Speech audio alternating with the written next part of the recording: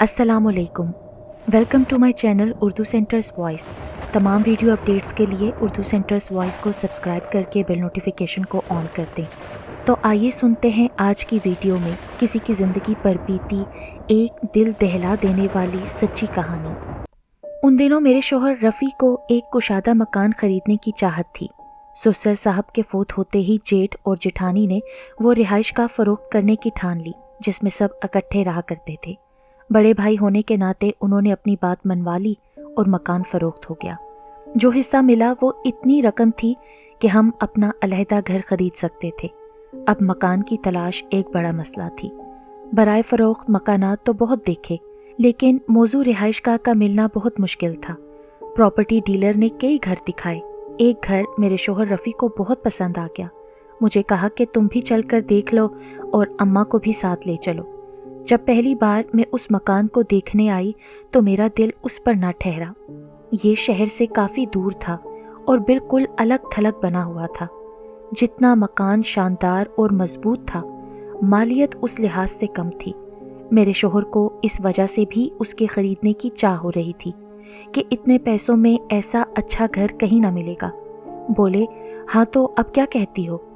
मैंने कहा कि आबादी से दूर इतनी अलग थलग जगह रहने से मेरा तो जी घबराएगा।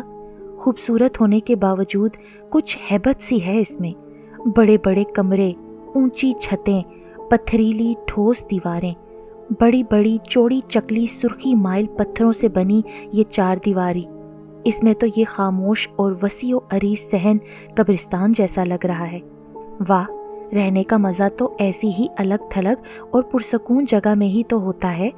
और शहर से दूरी की क्या बात है? तुम कौन सा रोज़ घर से निकलती हो? मेरे पास गाड़ी है। मेरी सास खामोश थी।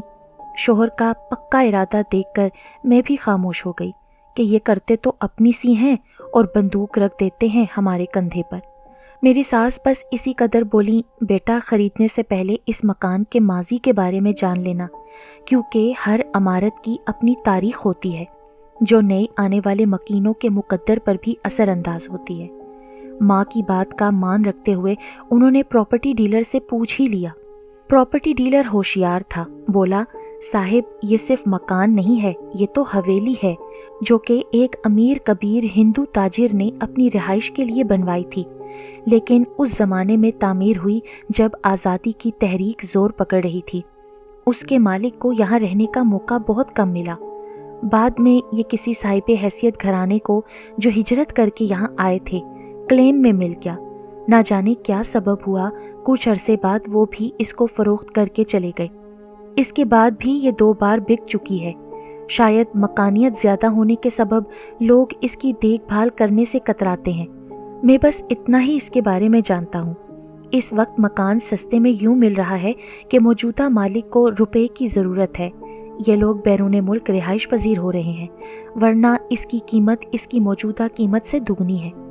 प्रॉपर्टी डीलर ने मेरे मियाँ का इश्तियाक और बढ़ा दिया। तुम ठीक कह रहे हो, मैं कल सुबह तुम्हारे दफ्तर आकर सौदा तय कर लूँगा। मालिक मकान को 10 बजे बुलवा लेना। अगले दिन रफ़ी ने जब मकान ख़रीद लिया तो हमने सुख का सांस लिया, क्योंकि हम अभी तक जेठ के घर में रह रहे थे। उन दिनों में उम्मीद से थी। ये हमारा पहला बच्चा था और रफ़ी चाहते थे कि मैं अपने घर में उसे जन्म दूं। ताहम मेरी सास ने कहा कि नए घर में जो अरसे से खाली पड़ा हुआ था, मैं बहू को ना ले जाऊंगी। अलबत्ता बच्चे की पैदाइश के बाद हम नए मकान में मुंतकिल हो जाएंगे। अम्मा जी ने मेरी वालिदा को फ़ोन किया कि आकर बेटी को ले जाएं। वालिदा भी यही चाहती थी कि ऐसे वक्त में मैं उनके पास रहूं। वो आकर मुझे ले गई। नन्हे फरहान की पैदाइश के 20 रोज़ बाद रफ़ी मुझे लेने आ गई। मेरी माँ ने कहा भी कि बेटी का छिल्ला पूरा होने दो, पर उन्होंने एक न सुनी। अपना घर साफ सुथरा और ठीक ठाक करवा कर रफ़ी ने उसमें नया फर्नीचर डलवा दिया था, लेकिन खुद अम्मा के साथ अभी तक बड़े भाई के घर में ही रह रहे थे। चाहते थे कि हम सब साथ ही नए मकान में शिफ्ट हों। हमें इस घर में आए 3 दिन ही हुए होंगे कि आधी रात को मुझे बरामदे में कुछ ऐसी आवाज़ सुनाई थी जैसे कोई किसी जानवर का गला दबा रहा हो। मैं चौंक कर उठ बैठी। कान लगाए मुकम्मल खामोशी थी। सोचा शायद मेरा वहम है, मगर डर सा लगा। पास ही अम्मा जी सो रही थीं। मेरा बेटा फरहान मेरी बगल में सो रहा था और रफ़ी साथ वाले कमरे में गहरी नींद में थे। अम्मा जी कहती थीं कि 40 दिन के बाद ही तुम्हें तुम्हारे शोहर के साथ सोने दूंगी। मेरे शोहर नए घर की खुशी में जेठ के बड़े बेटे को भी साथ ले आए थे। वो भी उन्हीं के बराबर वाले पलंग पर सो गया था। तमाम रात नींद ना आई। सुबह कहीं आंख लगी तो फरहान उठ गया। मैंने रात वाली बात का किसी से जिक्र न किया कि नींद में शायद मैं डर गई होंगी। दूसरी रात भी निस्फ शब को आंख खुल गई। मध्यम सी अजीबो गरीब आवाज़ मेरे कानों से टकराई। मैं चौंक कर उठ बैठी। फरहान को और अपने करीब कर लिया। अम्मा जी बदस्तूर सोई हुई थीं। सामने की खिड़की खुली थी। गर्मियों के दिन थे। खिड़की में अगरचे लोहे की सलाखें नस्ब थीं मगर जाली वगैरह नहीं थी। बाहर की ठंडक अंदर आ रही थी। मेरी नज़र खिड़की की तरफ गई। सामने सहन की चारदीवारी दिखाई दे रही थी। चांदनी रात थी। मुझे लगा कि दीवार पर बिल्लियां कतार में आगे पीछे चलते नीचे गिर गई। मैंने डर के मारे आंखें बंद कर लीं। एक लम्हे बाद दोबारा मैंने आंखें खोलकर देखा तो फिर वही मंजर नजर आया। मुझे तो झुरझुरी आ गई। ये तो खौफ पैदा करने वाला मंजर था। अम्मा जी को मैंने जगाया। वो आंखें मलती उठ बैठी। क्या बात है मलीहा बेटी? अब मेरा मुंह ना खुलता था कि उनको मैं कुछ बताती कि मैंने अभी अभी क्या देखा है। बस इतना कह पाई कि दीवार पर बिल्लियां चढ़ी थीं। आप ये खिड़की बंद कर दें, कहीं अंदर ना आ जाएं। बेटी खिड़की बंद करने से गर्मी हो जाएगी। कहती हो तो कर देती हूँ, लेकिन सलाखें लगी हैं, बिल्ली इनसे अंदर नहीं आ सकती। तुम बेफिक्र होकर सो जाओ। मैं जाग रही हूँ। लगता है कि तुम डर गई हो। छिले के दौरान वैसे ही लड़कियां डर जाती हैं। मैं दुबक कर सो गई। सुबह मेरी आंख खुली। बेचारी अम्मा अब तक जाग रही थीं। इतवार का दिन था। रफ़ी घर पर थे। मैंने कहा कि आप जाकर मेरी अम्मी जान को ले आइए, वो फरहान को याद कर रही होंगी। वो उसी वक्त चले गए और 2 घंटे बाद अम्मी के साथ नाश्ता भी एक बड़े से तोशादान में भर कर ले आए। हम सब ने नाश्ता किया। अम्मी ने किचन में जाकर चाय बनाई कि रफ़ी को मेरी अम्मी के हाथ की चाय बहुत पसंद थी। 2 रोज़ पलक झपकते गुजर गए। अम्मी जान की मौजूदगी में मैं बेफिक्र होकर सो जाती थी। वो रात को फरहान को अपने पास लिटा लेती थीं। 2 रोज़ बाद उन्होंने घर जाने की रट लगाई। वहाँ वालिद और मेरी बहनों के अलावा बूढ़ी दादी भी थीं। अम्मी को सभी की फिक्र सता रही थी। बहुत रोका मगर ना रुकी। तीसरे रोज़ रफ़ी ऑफिस जाते हुए उनको साथ ले गए कि उन्हें घर पहुंचाकर अपने दफ्तर जाएंगे। अम्मी के जाते ही फिर खौफ ने मेरे दिल पर गलबा कर लिया। बेचैनी सी होने लगी। अम्मा जी किचन के कामों में मसरूफ़ थीं और मैं फरहान को गोद में लिए बैठी रहती थी। अभी तक पास पड़ोस से कोई औरत हमसे मिलने नहीं आई थी। हमारे घर के सामने एक चौड़ी सड़क थी जिसके दूसरी तरफ कुछ मकानात दूर करके कतार में बने हुए थे। जिस जानिब हमारा घर था, इतराफ में दोनों जानिब ही जगह खाली थी। अम्मी के जाने के बाद रात को फिर मुझे आधी रात के करीब वही आवाज़ सुनाई दी। आज आवाज़ कदरे साफ थी। मैं डर के उठ के बैठ गई। अम्मा जी की भी आंख खुल गई। वो उठकर मेरे पलंग की पायंती पे आ बैठी। क्या हुआ बेटी, डर गई हो क्या? अम्मा जी, साथ वाला जो कमरा खाली पड़ा है, क्या वहाँ बत्ती जल रही है? बोली नहीं तो। क्या वहाँ बिल्लियाँ हैं? उनकी आवाज़ आई थी। इस सवाल पर वो हैरान होकर बोली, क्या तुमने कोई आवाज़ सुनी है? हाँ अम्मा जी, मैंने अजीब सी आवाज़ सुनी है। कहने लगी, अच्छा मैं देखती हूँ, लगता है तुम डर जाती हो। वहाँ जाकर उन्होंने बत्ती रोशन की, सब तरफ देखा, लेकिन उनको ऐसी वैसी बात दिखाई न दी। वापस आकर कहने लगी, मलिहा तुम्हें वहम हो गया है, वहाँ तो कुछ भी नहीं है, कमरा खाली पड़ा है। फिर भी तुम्हारे वहम को दूर करने को मैं कल से वहाँ नमाज पढ़ा करूँगी। अब रोज़ ही आधी रात को आंख खुल जाती। डर लगता तो फरहान को सीने से लगाई जागती रहती। इतवार को मेरे भाई के साथ अम्मी जान आ गई। उन्हें मैंने बताया कि मुझे सामने वाले कमरे से वहशत आती है, कभी बिल्लियों की आवाज़ें आती हैं। अम्मा जी जाकर बत्ती जलाकर देखती हैं तो वहाँ कुछ नहीं होता। काश मैं बच्चे की पैदाइश के बाद के 40 दिन आपके पास ही गुजार के आती। अम्मी कहने लगी, बेटी कल से ये जगह बदल लेना। कल से हम रफ़ी वाले कमरे में सोया करेंगे और उसको इस कमरे में सुला देंगे। नहीं अम्मी, उनसे तो इस बात का जिक्र भी मत करना, वरना वो यही कहेंगे कि मैंने खुशी खुशी घर खरीदा है और तुम इसमें कीड़े निकाल रही हो। ऐसी बातों से अम्मी वो चिढ़ जाते हैं। अगले दिन मेरे भाई को कॉलेज जाना था। सवेरे ही अम्मी को लेकर घर चला गया। शाम को रफ़ी आए तो कहा कि रात को गर्मी से मैं करवटें बदलता रहा हूँ, क्यों ना आज रात हम सहन में सो जाएं। रात चांदनी है और बाहर की खुशगवार खुनकी से नींद भी अच्छी आएगी।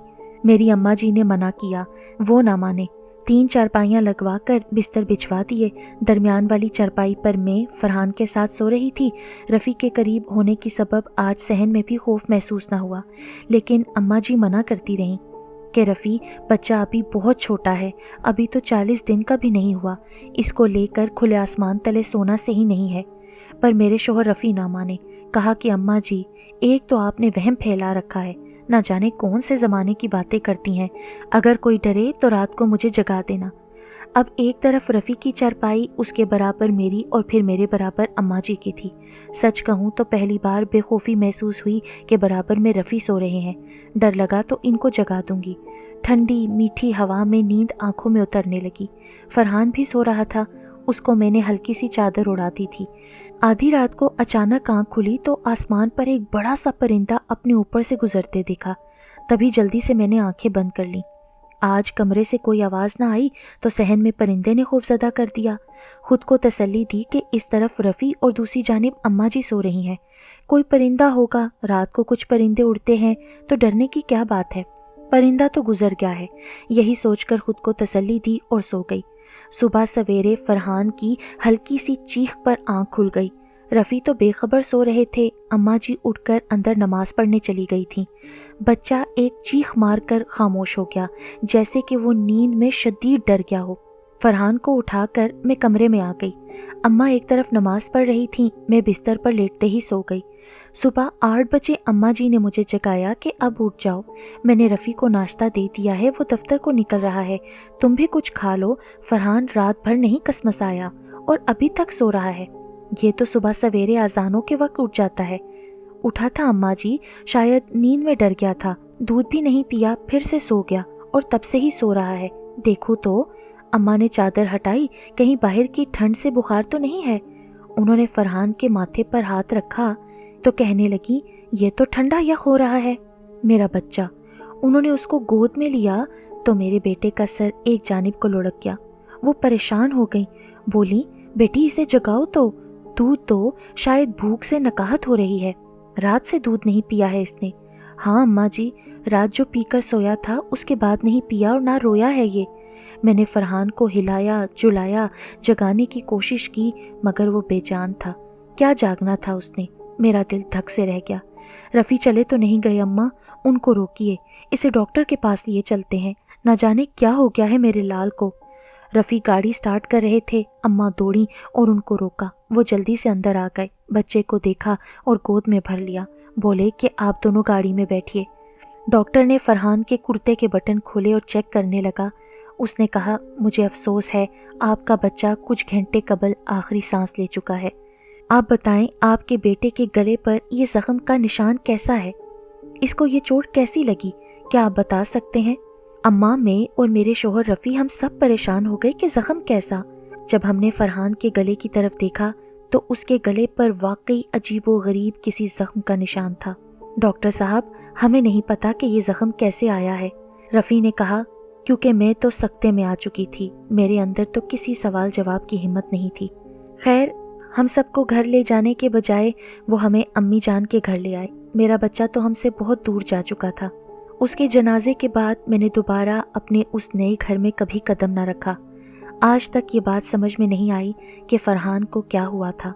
बेशक ज़िंदगी और मौत अल्लाह के इख्तियार में है, लेकिन फरहान मासूम की ज़िंदगी के चिराग गुल हो जाने की वजह क्या हुई? उसको रातों ही रात गले पर वो ज़ख्म का निशान कैसे आ गया? क्या ये सब कुछ हमारा वहम था या कोई गैर मामूली बात वाक़ई हुई थी? मेरे बच्चे ने फोत होने से कबल एक दिल दहला देने वाली चीख क्यों मारी थी? ये खलिश आज तक मुझे तड़पाती है। 1 साल तक वो घर उसी तरह खाली पड़ा रहा और मैं अपनी अम्मी के घर रहती रही। फिर रफ़ी ने उस घर को औने पौने दामों बेच दिया। बहुत दिनों बाद एक रोज़ उस मोहल्ले का एक शख्स रफ़ी को मिला। उसने बताया कि जिन्होंने आपसे वो घर ख़रीदा था, एक बार उन्होंने फिर इस घर को बराए फ़रोख्त कर दिया है। ये भी बताया कि जब से ये घर बना है कई बार बिका है। इस घर में आज तक कोई टिक कर नहीं रह पाया, क्योंकि इस मकान को बनाने वाला हिंदू ताजिर, जिसने बड़ी चाहत से इसको बनवाया था, तकसीम के वक्त फसादात में इसी इमारत में अपनी फैमिली समेत मारा गया था। शायद यही सबब है कि इस जगह किसी को सुख से रहना नसीब नहीं हुआ। رفیع نے یہ بات مجھے نہ بتائی بلکہ اماں جی کو بتائی تو وہ بولی، دیکھا نا، میں کہتی تھی نا کہ ہر مکان کی اپنی تاریخ ہوتی ہے۔ چند سالوں بعد ذرا میں سنبھلی تو تب مجھے اماں جی کے زبانی اس مکان کی تاریخ بھی پتہ چلی۔ بس سینے میں ایک ہی ہوک سی اٹھتی تھی کہ کاش ہم اس مکان میں شفٹ نہ ہوئے ہوتے، وہ مکان جس کو بنوانے کے بعد کبھی کوئی رہ نہ سکا، ہمیں بھی راس نہ آیا۔